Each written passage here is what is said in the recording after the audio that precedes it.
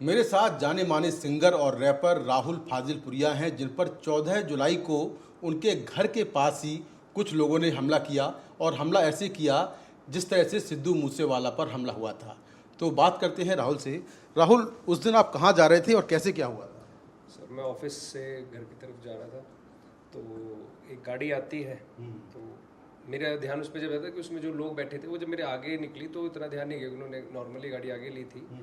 और उसमें जब लोग पीछे देख रहे थे थोड़ा सा मेरा ध्यान गया कि भाई किसी ने पहचान लिया, क्योंकि फैंस जो भी होते पहचानते तो पीछे की तरफ मुड़ के देखते हैं। तो बस नॉर्मल ही था वो, बट उन्होंने आगे जाने के बाद जब मैंने लेफ्ट लिया तो मेरे आगे ही थी, उन्होंने हल्की सी साइड मारी। तो मैं कह रही या तो कोई जानकार है या कोई इसने ड्रिंक करी हुई है। फिर जब उन्होंने बिल्कुल ही जब मेरी गाड़ी फुटपाथ के पास है उन्होंने रोड ब्लॉक कर दिया, तो पीछे से दो लड़के उतरे। एक लड़के के हाथ में मेरे को पिस्टल दिखाई दी, जैसे पिस्टल दिखी मैंने गाड़ी पीछे की तरफ अपनी भगाई और काफ़ी गैप उनके बीच में, उसने भागते भागते गोलियाँ चलाई। मेरा ध्यान पीछे की तरफ था और नीचे झुका हुआ था, बस गोलियों की फिर आवाज़ें ही आ रही थी। कितने लड़के थे और कितने राउंड फायरिंग हुई? गोलियों की तो आवाज़ें आ रही थी, मैं दो से तो ज़्यादा ही चली होंगी, एक दो तो मैंने बिल्कुल कंफर्म सुनी है। और लड़के दो थे जो पीछे से उतरे थे, कंफर्म चला ही रहा होगा। और गाड़ी क्या एक गाड़ी पीछा कर रही थी या और भी गाड़ियाँ थी? मेरे को सर वो एक ही दिखाई दी थी, और मेरे को तो गाड़ी का नंबर भी बस इतना ही याद है, HR10। उसके बाद तो पुलिस ने ट्रेस किए। तो आपने बचाव कैसे किया? आपका पीछा कर रहे थे, फिर आपने बचाव कैसे किया? बचाओ सर, बस किस्मत अच्छी थी ऊपर वाले का आशीर्वाद था कि पीछे कोई गाड़ी या कोई व्हीकल नहीं था। तो वो पूरा मेरे को जो जितना भी एरिया था कवर हो गया, उसमें गाड़ी काफ़ी पीछे तक भाग गई थी। इस घटना के पहले क्या आपको कोई थ्रेट कर रहा था, कोई धमकी आपको आ रही थी पहले से? नहीं सर, अभी पिछले 1 साल से 7-8 महीने से कोई ऐसा थ्रेट तो नहीं था कि कोई फ़ोन आ रहे हो। बीच में आते रहते थे तो हम पुलिस में इन्फॉर्म करते थे, तो उसके ऊपर कार्रवाई होती थी। आपको बीच में फ़ोन आए धमकी के, और 1 साल पहले भी आपको थ्रेट आया था। वो थ्रेट किसने दिया था और वो थ्रेट क्यों दे रहा था? सर वो भाई सिद्धू के साथ जो इंसिडेंट हुआ था उस पर हमने ठोस तरीके से आवाज़ उठाई थी, प्रोटेस्ट किए थे गुड़गांव में काफ़ी। सिद्धू मूसेवाला? जी जी। और उनके हम घर पे भी गए थे। जब हमारे मीडिया में बाइट्स चली थी तो उसमें हमने बड़े कड़े शब्दों में उसकी निंदा करी थी, और जिन्होंने ऐसा कराया था उनके खिलाफ काफ़ी हमने बातें बोली थी जो बिल्कुल कड़े शब्दों में बोली गई थी।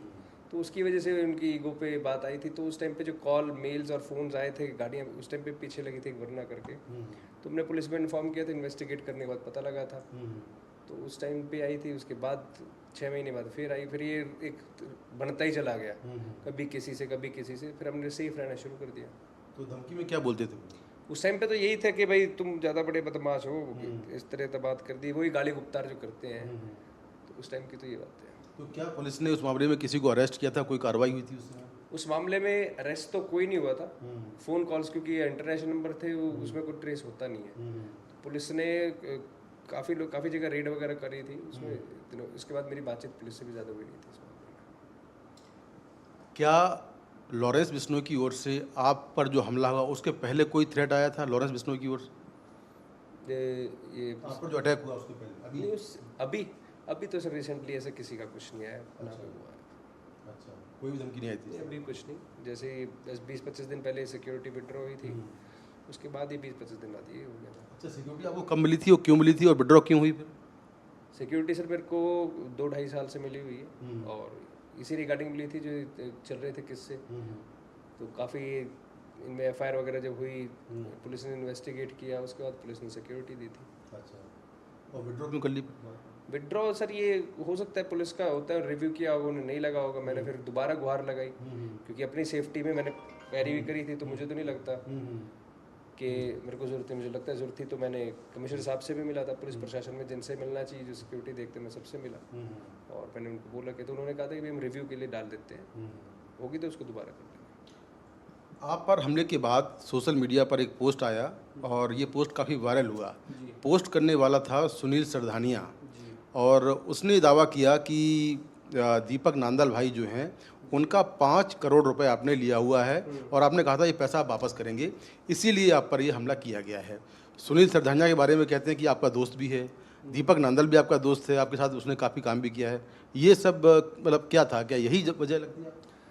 नहीं सर, मेरे को ये वजह तो नहीं लगती, बिकॉज हमारी ऐसी कोई लड़ाई नहीं थी, ऐसी कोई दुश्मनी नहीं, ऐसे कोई प्लाट नहीं बट रहे, ऐसे कोई आदमी नहीं मर रहे कि गोली चलाने की नौबत है। तो मेरे को नहीं लगता कि उनका है। लेकिन जो पोस्ट आई है ऐसे दावे कई आए हैं, कई एंगल्स बने, बट ये पोस्ट आई है तो मैं तो पोस्ट के माध्यम से, अगर पुलिस इन्वेस्टिगेट कर रही है, पुलिस ने कहा कि भाई पोस्ट में कोई दम नहीं है, पर फिर भी मैं कहता हूँ जो दीपक नाम है, मेरे साथ काम किया है, हमने काम किया है, लंबे समय तक काम किया है, और पिछले 3-4 साल से हमने अब अलग काम कर रहे हैं। कोई पैसा आपके पास है? तो मैं सर वो मैं आपके माध्यम से भी कहता हूँ, और मैं भी कह रहा हूँ कि अगर ऐसा कोई लगता है, 5 करोड़ छोटी अमाउंट नहीं होती, ठीक है जी, और 3-4 साल बाद ऐसी कोई बात निकल के एकदम, वो भी फायरिंग के 2 दिन बाद एकदम कोई पोस्ट आ जाए, फिर भी अगर लगता है कि भाई कोई कह रहा है, कोई ऐसे दावे कर रहा है, क्योंकि मैंने कई जगह से सुन ली ये बात, तो मैंने तो उनको बोला है कि भाई आपके माध्यम से बोलूँ कि मेरे को अपना हिसाब बना के भेज दे, मैं अपना हिसाब बना के चेक कर लेता हूँ, मेरे ध्यान में तो कोई नहीं, अगर है तो कर लेते हैं, इसमें इतनी बड़ी कोई बात नहीं है, और 5 करोड़ छोटी अमाउंट नहीं है कि मेरे ध्यान ना हो। सुनील सरधानिया के बारे में लोग कहते हैं कि वो एक क्रिमिनल है और अभी विदेश में है, दीपक नांदल भी विदेश में है, आप जानते हैं इनको दोनों को पहले से? सुनील को जानते हैं पहले से? मैं सर दीपक के ही थ्रू सुनील से मिला था, और जानते हैं, अच्छे साथ भी रहे हूँ मैं, कोई ऐसी बात नहीं है, मैं तो कह रहा हूँ हिसाब है तो आगे कर लो भाई, सब कोई इसमें वो नहीं है। और रही मेरी बनाने की बात, तो मेरे ऊपर तो पैसा भाई लेबल से लगा हुआ है, वो प्रॉपर 1 नंबर के पैसे लेबल देता है, अकाउंट्स में देता है, अकाउंट उनके थे, उनके अकाउंट में आए हैं, हमारे चुल गाने के बाद तो दिन के 3-3, 4-4 शो करे हैं, 100-150 शो के 1 साल के अंदर हमने उस टाइम पे करे थे, तो इसमें ऐसा कुछ है नहीं, तो सारे अकाउंट्स उनके पास थे, सारे डिटेल्स उनके पास है, हर बिल छोटे से छोटी, बड़ी से बड़ी चीज़ इन्होंने लिखी हुई है, तो भेज देंगे, आप आ जाएंगे, आके हिसाब कर ले, कोई हिसाब किसी को मना नहीं है, अगर लगता है तो, मेरे को नहीं लगता ऐसा कोई हिसाब है। उस सोशल मीडिया पोस्ट में एक और नाम याद है, एक और नाम है इंद्रजीत का, इंद्रजीत यादव, इंद्रजीत यादव, जो कि कहा जा रहा है कि हिमांशु भाऊ गैंग से जुड़ा हुआ है, और उसने एक रोहतक में एक मर्डर भी किया था मंजीत नाम के फाइनेंसर का। हिमांशु भाऊ से कोई आपकी दुश्मनी है या क्या है? सर मैंने नाम भी अभी सुना है, और मेरा कोई लेना देना सर, मेरी किसी से कोई डायरेक्ट दुश्मनी नहीं, बस एक अपने सिद्धू भाई के टाइम पे आवाज़ उठाई थी, जो किसी सिंगर ने इतनी मजबूती से नहीं उठाई, मैंने मजबूती से उठाई थी, उस पर बिल्कुल मजबूत होके बोले थे, स्टैंड लिया था, वो उसी टाइम से वो केस दुश्मनी चली है। मेरा दुश्मनी भी क्या, मतलब वो कभी उनके कोई बात लग रही होगी तो उसकी बात है, उसके अलावा मेरा किसी से ना कोई लेना देना है, ना मेरी किसी से कोई दुश्मनी है, ना मेरा कोई कभी किसी भाऊ का नाम सुना है।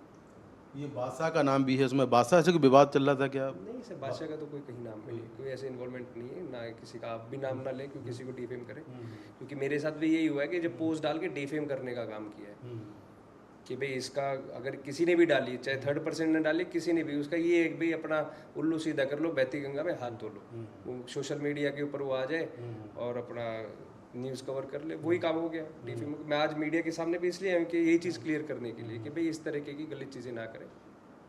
क्या फायरिंग के बाद क्या आपको कोई अभी और थ्रेट आया, या फायरिंग के बाद कोई थ्रेट नहीं आया आपको? नहीं सर, फायरिंग के बाद सिलसिला जो हुआ था वो ऐसा था कि थाने के अंदर ही फ़ोन आ गया था 10:30 बजे, जब मैं चौकी में था, तो पुलिस के सामने फ़ोन आया था, धमकी आई थी प्रॉपर, उसमें सारी बातें कही गई थी, पुलिस ने सुनी है, बल्कि मैंने ही पुलिस को कहा था कि भाई इन चीज़ों को भी आप मीडिया में कुछ ज़्यादा ना करें, क्योंकि ऐसा ही होता है, काफ़ी इंसिडेंट सुने कि मीडिया में जाने के बाद 2-4 गैंग और धमकियाँ देने लग जाती हैं, तो वो भाई इसको साइलेंट करके आप अच्छे से इन्वेस्टिगेट करें और उसके बाद हम इस पर बात करें।